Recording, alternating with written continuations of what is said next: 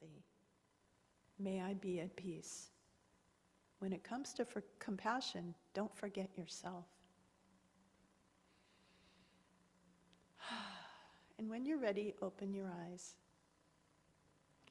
I was always daunted by the church's prayer list and my own prayer list. I never knew what to do with it. And then I just decided to do that loving kindness meditation on everybody. And it's working for me. All right. As many of you know, I work for this Deep Adaptation Forum. Some people call us doomers. We call ourselves realists. And our purpose is to embody and enable loving responses to the predicament that we see unfolding in front of us. We want to show up with love rather than despair or denial or quick fixes that don't really fix. Even in the face of great losses, whether they be ecological or social or political. I love that mission statement. Embody and enable loving responses to our predicament. And it's a bit vague. How do you love in hard times? How do you cultivate love? What does that look like? For me, love comes from a sacred source that, because I'm Christian, I tend to see with Jesus' face on, that flows to and through each one of us and never runs dry. There is never a lack of love. The foundation of reality is that we are loved completely and well.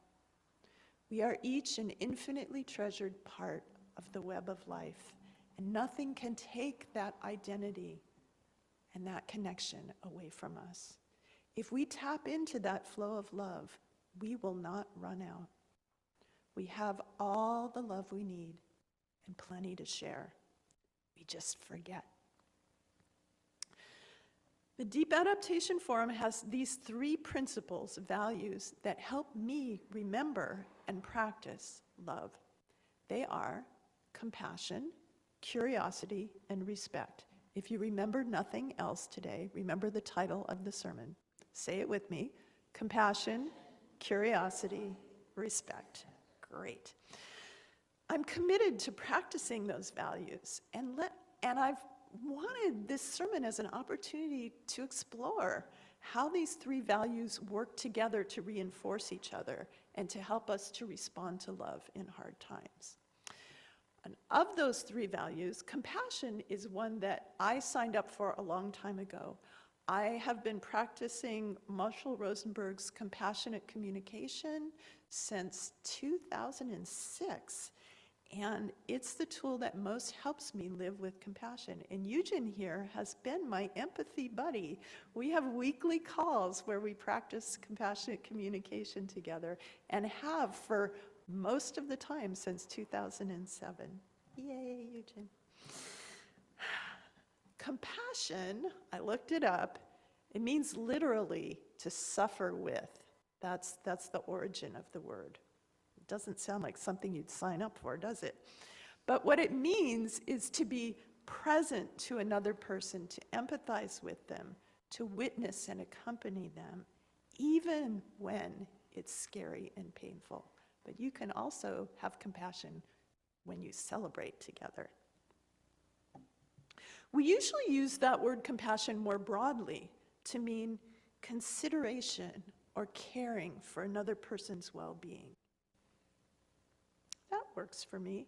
And maybe it's a little more broad than love, which tends to get caught up with romantic love and family love. Compassion is bigger and wider, easier to see that it applies to anyone and everyone. So what gets in the way of our compassion? Because I am definitely not compassionate 100% of the time. It's emotional work. It's good work, but it can be work. I don't want to be compassionate all the time. Sometimes I want to do my Mr. Spock imitation and just use the logical side of my brain because it's a little easier on my heart muscle when it's feeling tender. But people are longing to be seen and felt and acknowledged. And that's where it helps me to call on that source of all love, because I don't have to manufacture compassion out of nothing. It's already there. I just have to share it out of the endless source that flows in us and through us. When we're in that flow, giving and receiving, even when there's pain, it's a sweet kind of pain. And in the times when we're just too tired or too upset to be compassionate to someone else, we can at least try being compassionate to ourselves. And that can help us get back in the flow. Compassion, of course, can invite us to take action to try to relieve the suffering that we witness. And that is where I quickly discover my limits. The evening news calls out suffering to us from around the globe. Ugh. The local newspaper alone, the church prayer list can sometimes do me in. It feels overwhelming. Who feels guilty that you aren't doing more to relieve the suffering around you? Welcome to my club. Thank you for caring. Maybe this is just the price of an open heart. I'm not sure. It's between you and the sacred to decide how and where to put your compassion into action.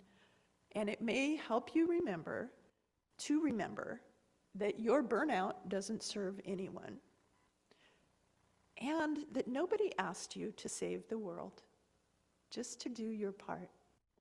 You are one tiny point of light in the beautiful web of life that surrounds us.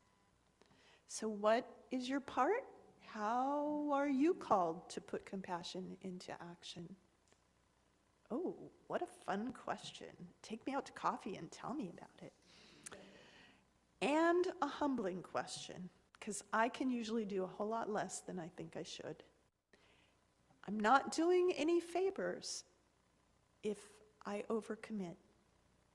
If I can't do my part with some measure of joy, or at least contentment, I need an attitude adjustment, or maybe it's not really my part after all, because there's nothing worse than sullen compassion, grudging help. And I do believe that there's a middle way between guilt and burnout or sullen compassion. And for me, that often looks like handing over all the hurt I witness in the world to the sacred source and forgiving myself for not being able to do more. But one thing does really help my attitude, and that is curiosity. Curiosity was kind of new to me as a value before I came to the Deep Adaptation Forum, but I'm liking it. See, when I'm busy being curious, I'm not judging my failures or anyone else's. Curiosity is like the opposite of judgment. It's how we learn, which, who knows, someday it might make us wise. We can learn what's helpful and what's not when we try to put our compassion into action if we're curious instead of determined to fix something. I've always enjoyed curiosity just because it's fun to learn new things. That's why I became a scientist. It's energizing and life-giving. Curiosity opens me to inspiration. And so I've been practicing curiosity without realizing that it could be a value to intend to practice for a lot of years. And now I realize it's a pretty powerful value, a pretty transformative value. So I commit to practicing curiosity. We can practice curiosity by not assuming we have the right answers and that those we disagree with are wrong. Well, that's a hard one for me, I gotta say. But it's crucial in these polarized times. See, we're wired for confirmation bias. We hear and remember the things that confirm what we already believe. And we just overlook, don't remember, don't really hear the things that don't fit with our view of the world. And guess what? So does the other side.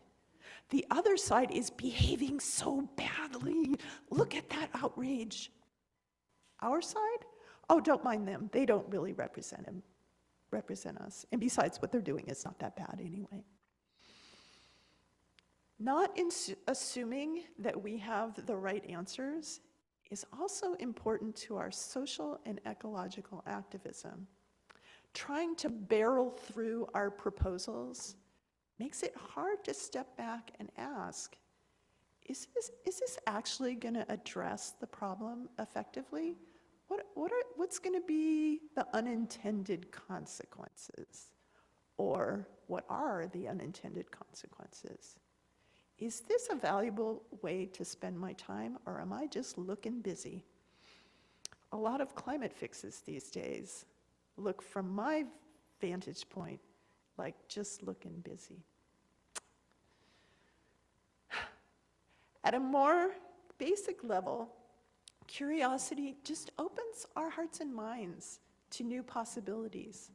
Perhaps the sacred is trying to implant in us a new possibility, but we're too busy in our little rut.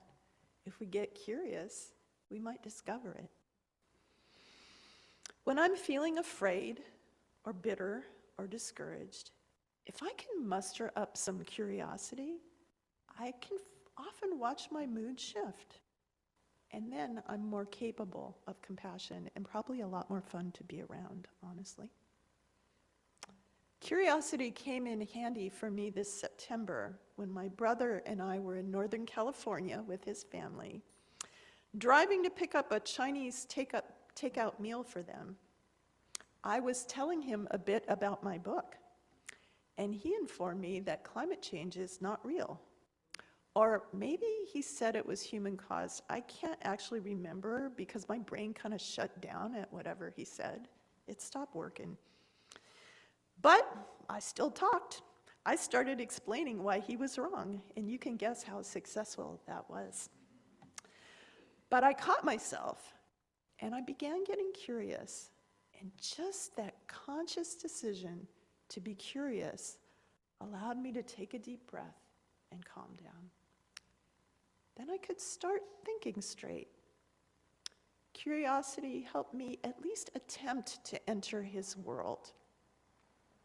Am I going to change his mind right now? Highly unlikely. How did he come to this idea? Probably talk radio. He drives a delivery truck. He listens to it all day long. Does he usually have good judgment? Well, he was just talking about how he handled a family matter, and I was impressed. Does his belief affect how he lives?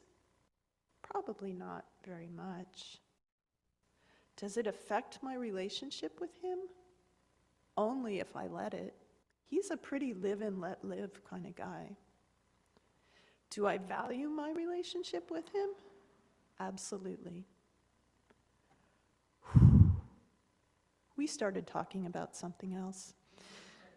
The most helpful thing about getting curious in that situation was I calmed down.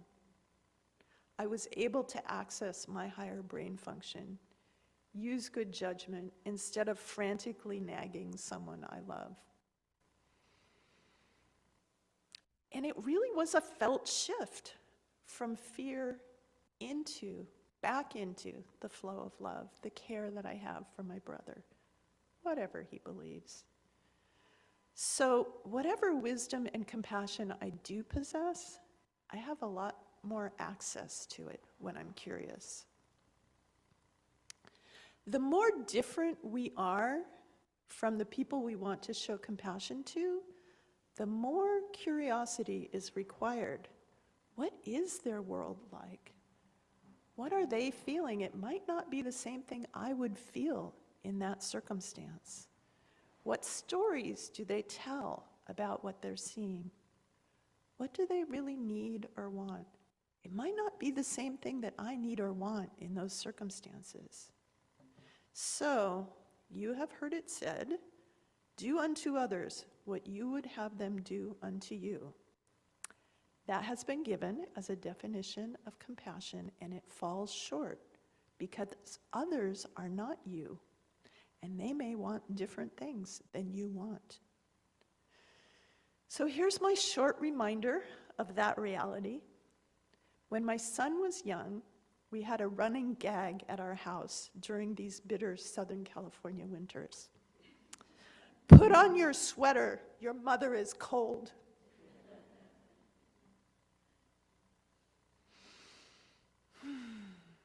Moms, you know what I mean, right? This kind of unhelpful helping comes from a lack of curiosity or willingness to understand that other people's real needs can be different from ours, and a lack of respect for other people's autonomy. And it can create nightmares. I didn't choose the video we started with, but it's very apt, because in the 19th and 20th century, in this country, there were 532 Indian boarding schools. Indigenous, in the US, yeah, more in Canada as well. Indigenous children were taken from their families by force, sometimes quite young children, and sent to schools hundreds of miles away. Their languages and cultures were forbidden, and too many of them died in unmarked graves. Many of those schools were run by missionaries who had dedicated their lives to service, to compassion, to enlightening the savages. They believed that serving in those schools was for good, because their culture knew what was right for indigenous children to become assimilated at whatever cost. Those children's parents, their own culture, did not know what was right for them, so they believed. Compassion without curiosity and respect, in that case, was close to genocide. My church, the United Church of Christ, has learned its lesson about doing good badly. We do send missionaries to a dozen or so countries around the globe, and those missionaries serve only at the invitation and supervision of host organizations in that country, run by people of that country. In that way, we hope the missionaries show respect to the people we intend to help and give them the help they want and need, not the help we think they should have. So when we deal with people from different backgrounds and cultures, we don't know what respect looks like for each other. So that's a really good thing to be curious about. Please notice that people in the dominant culture, people with power, all of us in this room and online, are likely not even noticing the ways we don't show respect to people who are at the margins of our culture. People at the margins notice when they're not getting respect. What might that look like to them? Mansplaining? Treating people in service jobs like servants, less than fully human?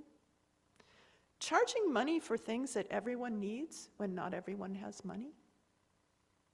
Stereotyping. Ordering people around because we know best. Being sure that we know the answer or the fix to their complex problem. Not really seeing a person, making assumptions about them, or just not listening. This is a challenge for all of us, to be curious enough and respectful enough to start learning how to show up with compassion for those who have not had the same kind of lives that we have. And it may mean that we don't help them at all because they need to learn empowerment and autonomy. We just support them with loving presence and acknowledgement and encouragement, because that is better than help that is patronizing or controlling. And I think this may be the heart work of diversity, equity, and inclusion.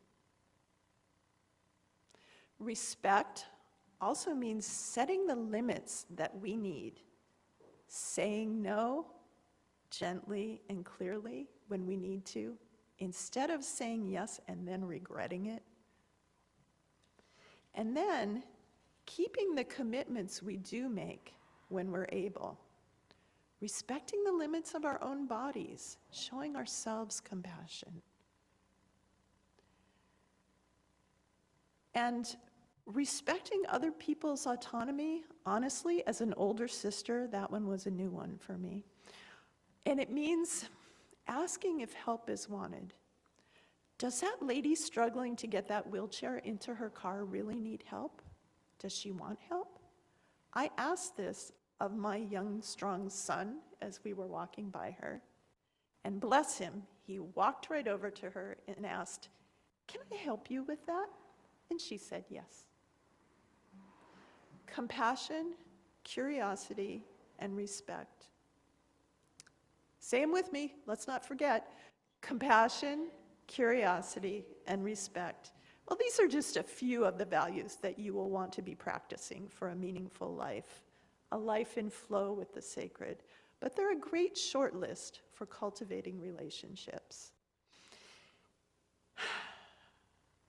In our culture, I feel that these values are considered an afterthought, really, behind more important things like wealth and security and success and status. And we pay a stiff price for that in our relationships. Our culture invites us to treat people like tools or objects, to be used and disposed of instead of witnessed and loved. Relationships can too easily become transactions, tit for tat, instead of just a gracious flow of giving from the unending source and receiving from that source and from each other. That's how I want to live. In the Deep Adaptation Forum, we acknowledge this struggle that is ongoing with our culture because we want to get things done, we want to be efficient. That's ingrained in us. And practicing these values of compassion and curiosity and respect takes time and energy and conversation and reflection, and we're supposed to be getting the work done, darn it. Sometimes we get no business done in our meetings because somebody's in grief or confusion over something, and we stop and actually pay attention to them. It's dreadfully inefficient. Or is it? We're all volunteers, and we keep showing up, giving our hearts to what we believe in, participating in each other's lives too. We don't get as much done as we think we should, but we get to practice these countercultural values and maybe get a little better at them, and maybe that's what we need to get done. So, I want to put compassion, curiosity, and respect high on my to-do list because they help me stay in that sacred flow of giving and receiving. And I know I'll fail frequently. I'm not afraid of failing. I'm afraid of not trying. I want to keep returning to these values. Will you join me? Thank you.